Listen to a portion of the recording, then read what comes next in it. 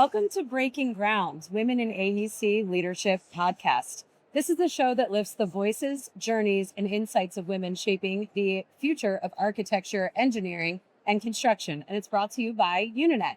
Unanet delivers expert project-based ERP solutions, CRM solutions, and an AI growth suite built specifically for AEC firms.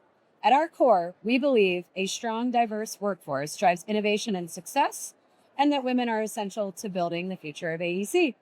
I'm your host, Rhianna Dempsey. In each episode, we connect with professionals across the AEC industry to share real stories and hard-earned wisdom. This is more than a conversation. It's a community focused on growth and lasting impact. Let's get started. So today is super fun because we are actually filming this live from our Champions Conference in sunny San Diego. And with us is my good friend, Jessica Stoute. So it doesn't feel like a podcast because I know you well. Yes. And it's really fun to get to interview you and put you on the spot a little bit, you know? Yes. It's a fun conversation with a friend. That's right.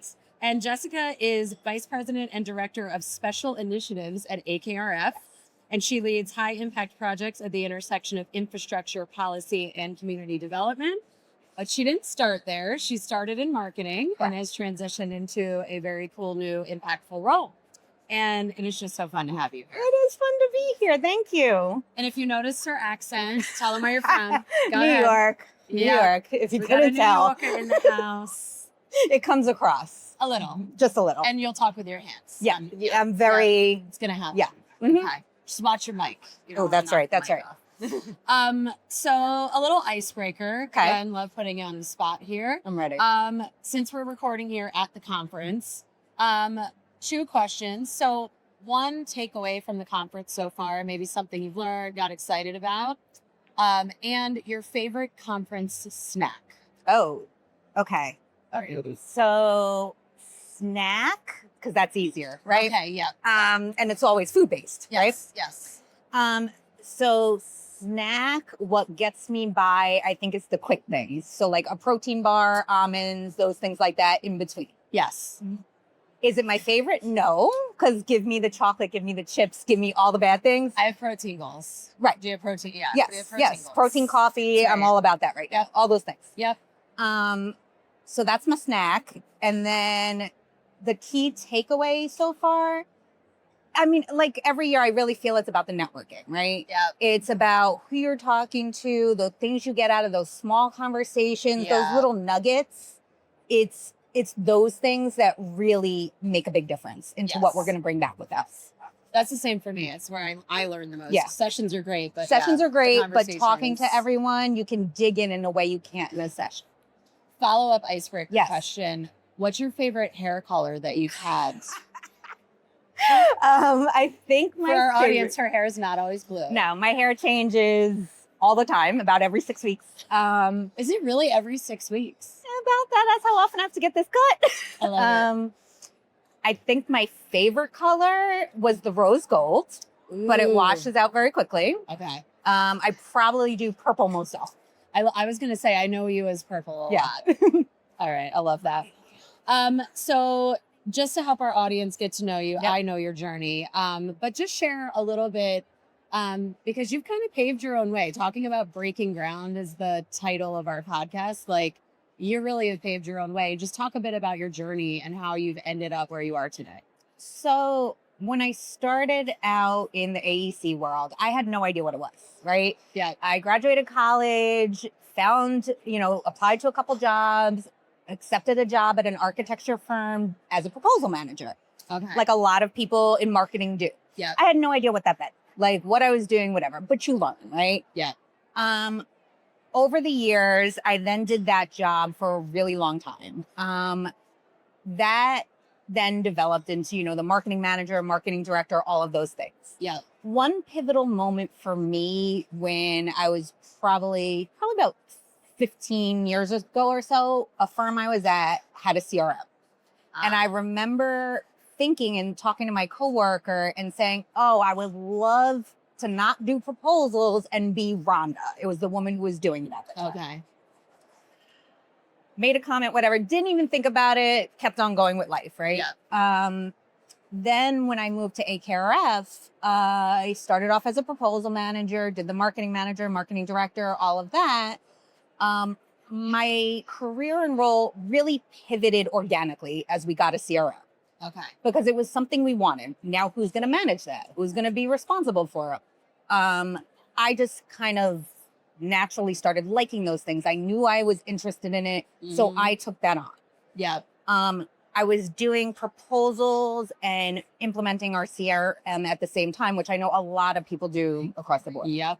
Very true. So I didn't realize at the time I was pivoting, fully pivoting. So time goes by, I did pivot, right? So now I'm responsible for the CRM. But at the same time, then I started getting into more of our firm operation stuff because that naturally, organically brought me there, right? I'm now working with accounting, IT, HR, all of these different people to make a bunch of different systems work together. While I still have my marketing side where we're doing rebranding and this and that, and I'm still involved in all of these different aspects across our firm. Yeah. So I ended up doing a lot of cultural stuff, like helping with our rebranding, our celebrations and all of that, overarching firm stuff. And then that made me kind of pivot again. Where leaders of my company came to me and said, your name keeps coming up in a conversation. Would you be interested in doing a different type of role where it's not necessarily marketing? You're helping with the firm's operations now. Yeah. Holistically. Yeah. So again, organically, just by the things I was doing with the firm, that they saw that in me in a way I didn't see it in me. And you report directly to the president and CEO. Yeah. Who is a woman. I love that. Look at that. Yep. They are out there, people. Yep. They're out there. Yep. No, that is, and I think what I just heard too is taking a lot of opportunities, say yes to things, right? Saying and yes. kind of When I accepted my current role, I remember clearly saying to them, I don't know what I'm doing, right? And they understood that. But I guess they saw certain things that they were like, doesn't matter. Like, we see what you're doing. You know the people. You know what we're doing. You know what we're trying to accomplish. You're good at bringing all these people together. So it doesn't matter. We'll figure that out together. That is amazing. Yeah. Well, and then the other thing in your story that I've known, but again, that people can probably take away, lots of years putting in the work. Like, it's not, I just find it fascinating when you hear from people earlier stage in their career, they're just like, well, I should be a director by now. Yeah, no, I never thought that. You're just, I'm going to go do a great job and I'm going to work and I'm going to learn the business and then you grow. Like when you do a great job, it's amazing, but the growth comes. And I just think sometimes we forget that the hard work is part of this whole thing. Tons of hard work, many hours, many learning hours, many mistakes, right? You don't know something sometimes until you make a giant mistake and learn from that, right? Someone could tell you till they're blue in the face. Yeah. So all of those moments contributed to it. Yes. I should probably look at the cards that were prepared for me, because they are some great questions. And this is actually a great one. So historically, women have made up under 15% of the architecture and engineering industry workforce. So where do you see, and like you mentioned, you have a female CEO, which is amazing. Yes. Like, where do you see the biggest opportunity in general to just support, grow, and retain women in AEC, and even more so in the leadership roles? Like, what do we do to kind of boost? Because I have seen the workforce is starting to grow, but the leadership roles are not growing at the same pace. So, like, what's going on there? What do we do? So, I think I come from a slightly different environment. My career, I've been at 3 AEC firms. Yeah. Architecture and then 2 engineers. Yeah. All very different, right? The first 2 firms I was at were very male dominated and male heavy. There was not a lot. There was female leadership, don't get me wrong, but not a lot. Yeah. I think for where I'm at now, I view it so different because our culture is so different. Yeah. We have a president who is a woman, right? Yeah. Our leadership, and I got the stats. Oh, we got stats. I got stats. Your phone case matches your blazer. Are you? I mean, just I know. just I try. like So our leadership is, we have 46% females just across the firm. Okay. That's not leadership.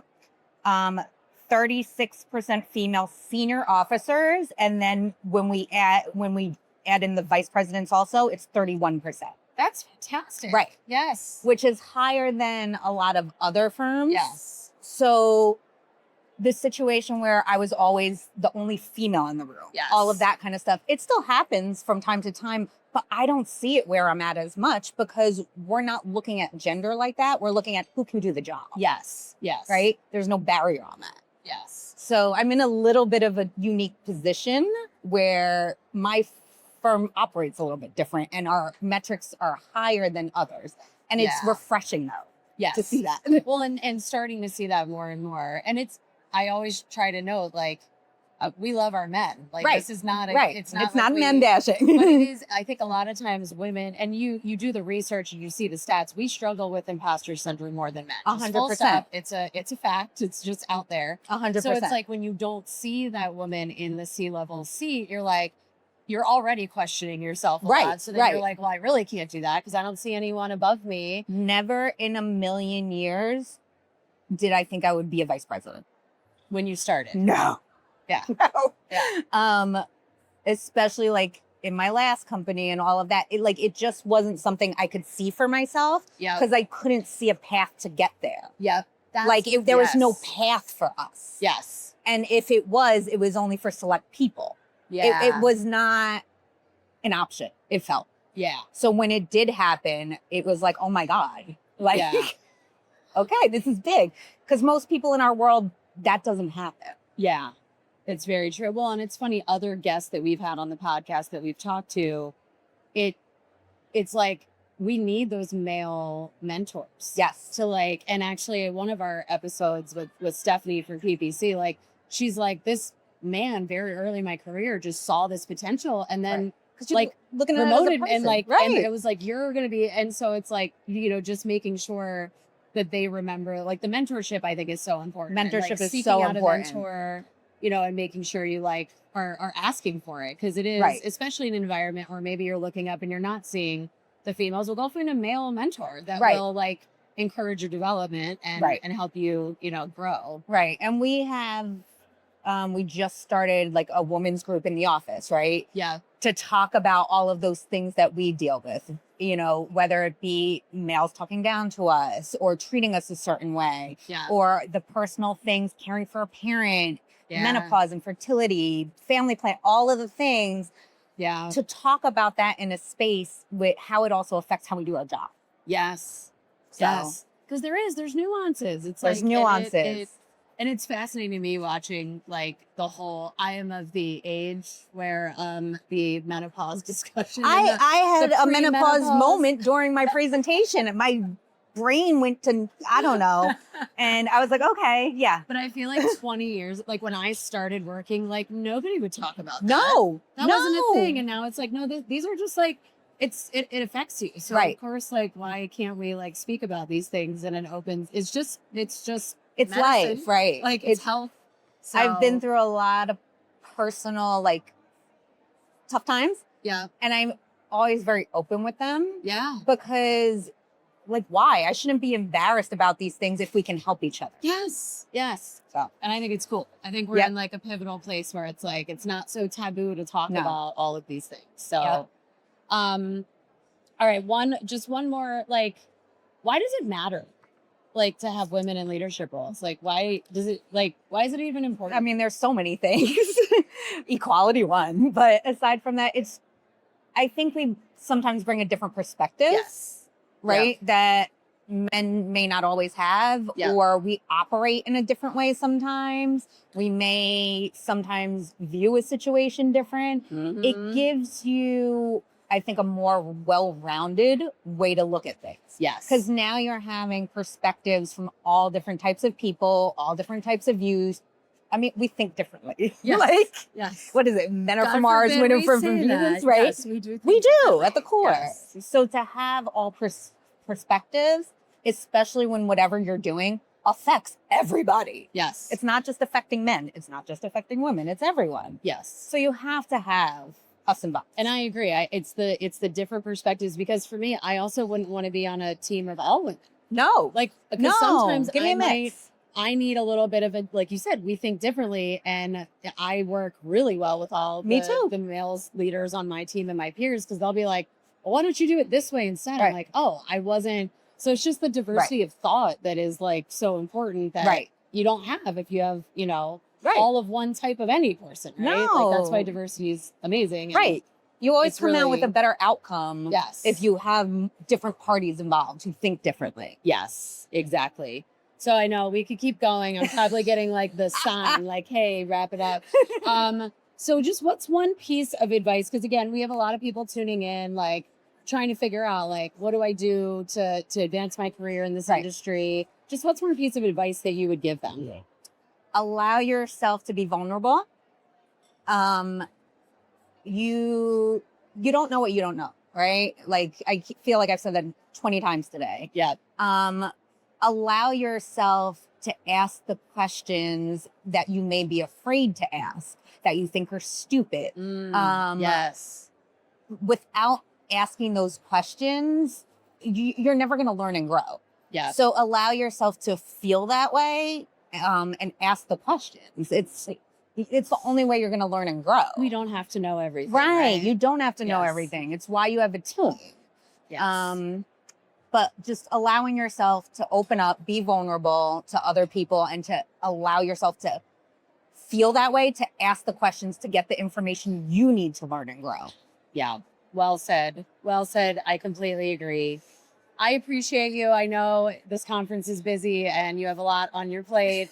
So I love that we got to do this live and in person. So much cooler than Zoom. Definitely. And I want to just thank all of our listeners. Thank you for tuning in to Breaking Ground Women in AEC Leadership. And if today's episode resonates with you, be sure to follow, leave a review, or send it to someone in your network. And as always, keep breaking new ground.